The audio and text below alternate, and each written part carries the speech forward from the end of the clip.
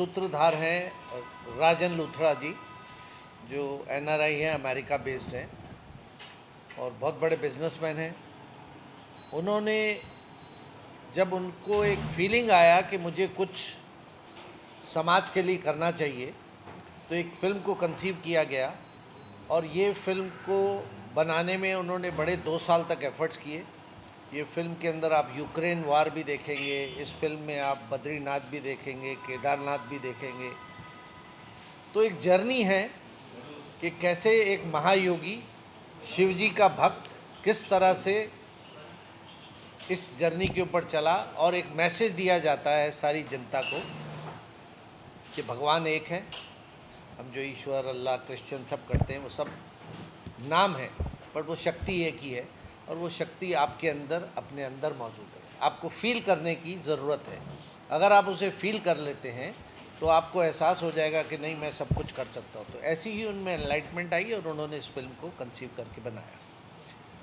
Mister Manish ji इस company से जुड़े हुए हैं, जो इस कंपनी के सीईओ हैं, वाइस प्रेसिडेंट हैं, और ये कंपनी एलए बेस्ड है, एलए में इनका ऑफिस है। कल इस फिल्म का बहुत बड़ा प्रेस कॉन्फ्रेंस न्यूयॉर्क में भी किया गया और ये अंग्रेजी में बनी है, बट इस फिल्म को अमेरिका, यूके और इंडिया में इंग्लिश में रिलीज़ किया जा रहा है 8 मार्च को, और हम लोग उसको 8 मार्च को सब जगह थिएटर में पहुंचाने की कोशिश कर रहे हैं। देखते हैं कहाँ तक पहुंचती है, बट अभी दिल्ली, यूपी, पंजाब, राजस्थान, बॉम्बे टेरिटरी में ये रिलीज़ हो रही है और बेंगलोर लग रही है। अभी तक, आज तक की 1 हफ्ता है, देखते हैं क्या होता है। सत्यप्रकाश जी, आपसे जानना चाहूँगा कि कैसे जुड़े इस फिल्म के साथ, क्या जर्नी थी आपकी इस फिल्म के साथ, अगर उसके बारे में इस फिल्म के पोस्ट प्रोडक्शन से मैं जुड़ा और उन्होंने मुझे बोला कि क्रिएटिवली इस प्रोजेक्ट को देखो आप, और उसके बाद मैंने पूरा स्क्रिप्ट पढ़ा। स्क्रिप्ट पढ़ने के बाद ये समझ में आई, ये फिल्म जो है it is hovering around the humanism basically. और अगर आप में ह्यूमनिज़म है तभी आप अच्छे हिंदू हैं, तभी अच्छे मुस्लिम हैं, तभी अच्छे सिख हैं, ईसाई हैं, कटिंग क्रॉस द रिलीजन। तो इस फिल्म का यही है कि वननेस जो है, पूरी दुनिया वननेस में तब्दील हो सकती है, और जब वननेस होगा तो दुनिया जो है सेकेंड, थर्ड, फोर्थ लेवल पे जा सकती है और प्रोग्रेशन की तरफ जा सकती है। इस फिल्म का क्रक्स यही है। और जो कम्युनलिज़म या सेक्टरलिज़म, जो पैराकोलिज़म जो आज हमारी सोसाइटी में है, वो ह्यूमनिज़म की वननेस से ही ख़त्म हो सकता है। यही मिस्टर राजन लूथरा का कंसेप्ट भी है और उन्होंने इस फिल्म में वही करने की कोशिश की है। इसकी 80% शूटिंग जो हुई है अमेरिका में हुई है, 20% शूट जो है यहाँ इंडिया में हुई है। तो हम लोगों ने दोनों जगह की फिल्म को लेकर के इसको एडिट किया यहाँ पे, सारा काम में। इस फिल्म में 7 मंथ्स, इसमें 6 मंथ्स हम इसमें जुड़े रहे। This is all about the film. Manish ji, आपसे जानना चाहूँगा, आप तो शुरुआत से जुड़े इस फिल्म के साथ में, थोड़ा सा अगर फिल्म की जर्नी के बारे में बताएं कि कैसे थॉट प्रोसेस आया कि इस तरह के टॉपिक के ऊपर, इस तरह के सब्जेक्ट के ऊपर काम किया जाना चाहिए और मतलब इतनी अच्छी फिल्म निकल के आनी चाहिए। मैं राजन लूथरा सर से 2 साल से नहीं, करीबन 16 साल से जुड़ा हुआ हूँ। तो वो उस टाइप के इंसान हैं जिन्होंने हमेशा सबको एक जैसा देखा, जो इसमें भी, मूवी में भी आपको दिखेगा वननेस। तो 16 साल से उनका यही ड्रीम रहा है कि हम सारे एक हैं और हमें एक बन के ही रहना चाहिए। तो ये थॉट प्रोसेस उनके दिमाग में 16 साल से चल रहा था कि मुझे कुछ ऐसा करना है जो पूरी दुनिया को हमें दिखाना है कि हम सारे एक हैं। तो वो प्रोसेस को लेते लेते वो शुरू हुए चलना, और आप मानेंगे नहीं, इस मूवी पे एक्चुअली उन्होंने काम करना शुरू करीबन 7 साल पहले किया, जबकि उन्होंने हर रिलीजियस लोकेशन पे इंडिया में, अमेरिका में गए और वहाँ पर देखा कि मैं किस चीज़ को इस मूवी में लेके आ सकता हूँ ताकि ये मूवी और जिंदा दिल लगे और ज़िंदा लगे। तो इस मूवी पे आप मानेंगे नहीं कि हर लोकेशन पे वो कैमरामैन लेके या सबको लेके खुद चले हैं और इस मूवी का डायरेक्शन, प्रोडक्शन खुद किया है। वो तभी एक इंसान कर सकता है जब वो इंसान खुद अपने अंदर के भगवान को देख चुका है, वही कर सकता है। क्योंकि इस मूवी की में बहुत ही क्लियर एक चीज़ बताई गई है कि अगर हम अपने अंदर झांकेंगे तो हमें भगवान, खुदा, यीशु मसीह दिखाई देंगे, और उसी पे वो दिमाग में लेके चले हैं। और इस मूवी का इन्होंने मतलब स्टार्टिंग आप मान लीजिए करीबन 2000 के करीब में किया था, 2008 में। उसके बाद फिर कोविड आया और बाकी चीज़ें आई, वॉर्स हुई, तो वो सबसे वो थोड़े से आप ये समझ लीजिए कि बहुत नाखुश हुए कि दुनिया में क्या हो रहा है। इसलिए उन्होंने फिर फाइनली इस मूवी को आप ये कह सकते हैं जन्म दिया और मूवी पे काम करना शुरू किया। वो ऐसे ही किस्म के इंसान हैं जो आप मूवी में देखेंगे उनको, बिकॉज वो प्रोड्यूसर भी हैं, डायरेक्टर भी, एक्टर भी हैं, वो असली ज़िंदगी में भी ऐसे ही हैं। तो उन्होंने अब एक्चुअली मूवी में उनको कुछ एक्स्ट्रा एफर्ट डालने का ज़रूरत नहीं पड़ा, because what ever the type of person he is, that is a part of the movie, वही मूवी में है। तो आप जब मूवी देखेंगे तो आपको 90% ये दिखाई देगा कि राजन लूथरा जो है इंसान, वो ऐसा ही है असली ज़िंदगी में भी और पर्दे पे। तो बस उनका ये मकसद है कि ये मूवी जब मार्केट में जाएगी तो दुनिया इसको देखे, और अगर देखने के बाद 1% पब्लिक भी ये जान पाए कि या उस पर अमल करे कि हम सारे एक हैं और हमें एकजुट होकर काम करना है, लड़ाइयाँ छोड़नी है, झगड़े नहीं करने हैं, तो आई थिंक उनका जो मकसद है वो पूरा हो जाएगा। ये उनके बारे में और मूवी के बारे में। सो राजन जी यहाँ पर नहीं है, लेकिन आप जो है उनके साथ क्लोजली काम जी। कर रहे हैं, कैसा एक्सपीरियंस रहा उनके साथ काम करने का, अगर उस बारे में कुछ बताएं। मैंने उनसे ज़्यादा शांत इंसान अपनी ज़िंदगी में नहीं देखा, क्योंकि मैं इससे पहले एविएशन से जुड़ा था, तो भाग दौड़ हमेशा मची रही, लेकिन वो इस टाइप के इंसान हैं जो हमेशा एक चीज़ पे फोकस करते हैं कि इंसान को शांत रहना चाहिए, शांत स्वभाव से रहना चाहिए। उनको कभी मैंने मतलब उनका एक एनजीओ भी है, और आप लोगों की जानकारी के लिए, इसका जो भी प्रॉफिट आएगा मूवी का, अगर आता है, जब भी आता है, जितना भी आता है, उसका 50% एनजीओ को जाएगा, जो हेल्थ फाउंडेशन करके है, उनकी अपनी एनजीओ है। और आप इससे सोच सकते हैं कि उन्होंने कितना पैसा इस पे मूवी पे लगाया, उससे उनको कोई मकसद नहीं है, बस ये चाहते हैं कि वो गरीबों की मदद करें।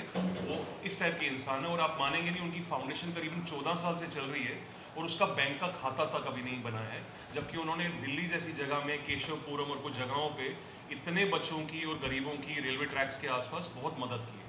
तो वो ऐसे इंसान हैं जो मतलब बहुत ही ठंडे स्वभाव के हैं, शांत स्वभाव के हैं, और हमेशा उन्होंने बोला कि भगवान एक है, खुदा एक है, और इसी बात का प्रचार वो इस मूवी में भी करें। ऑल्सो टॉकिंग अबाउट फिल्म, जो है जैसे राकेश सर ने कहा कि इंग्लिश लैंग्वेज में रिलीज किया जा रहा है, जी। लेकिन क्या और भी लैंग्वेजेस में रिलीज किया जाएगा? Absolutely. हिंदी, मराठी? Yes, उसके लिए sir. मैं आपको बताता राकेश हूँ जी कि बताइए। ये फिल्म मल्टी लैंग्वेज में बनाई गई है, बट पहले इंग्लिश वर्जन आ रहा है। इसके बाद प्लान के हिसाब से 17 अप्रैल को बंगाली के अंदर वेस्ट बंगाल और बांग्लादेश रिलीज़ की जाएगी। तमिल में है, फिर तेलुगु में, एंड में रामनवमी पे हिंदी वर्जन इसका रिलीज़ होगा। ये पांचों लैंग्वेजेस में फिल्म आएगी आफ्टर सम गैप। सब्जेक्ट वही है, बट टारगेट वो उस तरह की ऑडियंस, पहले इंग्लिश ऑडियंस को टारगेट करना चाहते हैं, फिर उसको करना चाहते हैं, क्योंकि ये सब्जेक्ट ऐसा यूनिवर्सल है। आप कहीं भी बैठ के देखोगे, आपको लगेगा हाँ ये मेरे आसपास इस तरह की चीज़ें हो रही है, ये सारा हो रहा है, तो it connects with every human being. Also sir, आपने बहुत सारी फिल्में डिस्ट्रीब्यूट की है, क्या क्राइटेरिया रहता है जब कोई फिल्म आपके पास आती है और आप जब फैसला करते हो कि इस फिल्म को डिस्ट्रीब्यूट? देखिए जी, मुझे 6 महीने पहले अचानक राजन जी, हमारे विजय जी का स्टूडियो है पीछे, पोस्ट हाउस, जिनका भी इस फिल्म में बहुत बड़ा योगदान है, पूरा पोस्ट उनके वहाँ हुआ है, तो वहाँ उन्होंने मुझे कहा, नहीं मैं उस दिन अमेरिका में था, मुझे फ़ोन आया, कहते जी वो राजन जी से आपको मिलना है।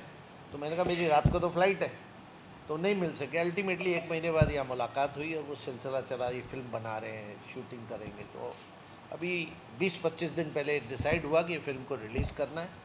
उस दिन से हमने इस पर काम करना शुरू किया। अभी तक इसकी 3-4 सिटीज़ में प्रेस कॉन्फ्रेंसेस हो चुकी है, और आगे भी काफ़ी जगह इसकी पब्लिसिटी, अब आज फ्राइडे है, नेक्स्ट वीक से आप देखेंगे सब जगह पब्लिश हो जाएगी। वैसे तो फिल्म बहुत सीरियस सब्जेक्ट पे है, लेकिन क्या सॉन्ग्स भी देखने मिलेंगे? कोई सॉन्ग अगर एक गाना है जो भी आपको दिखाएंगे, बाकी वो गाना भी आप कह सकते हैं स्टोरी का हिस्सा ही है।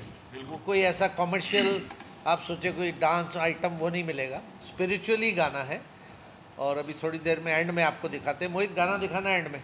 वो भी वननेस राजन जी ने ही गाया है अपनी आवाज़ में, और वो भी वननेस के लिए, तो वो आपको डेफिनेटली मिलेगा, जैसे राकेश जी ने बताया। हाँ। वो भी एक स्टोरी का हिस्सा ही है, जिस चीज़ पे उन्होंने पूरी स्टोरी मूवी बनाई है, उसी के ऊपर based on that only is the song.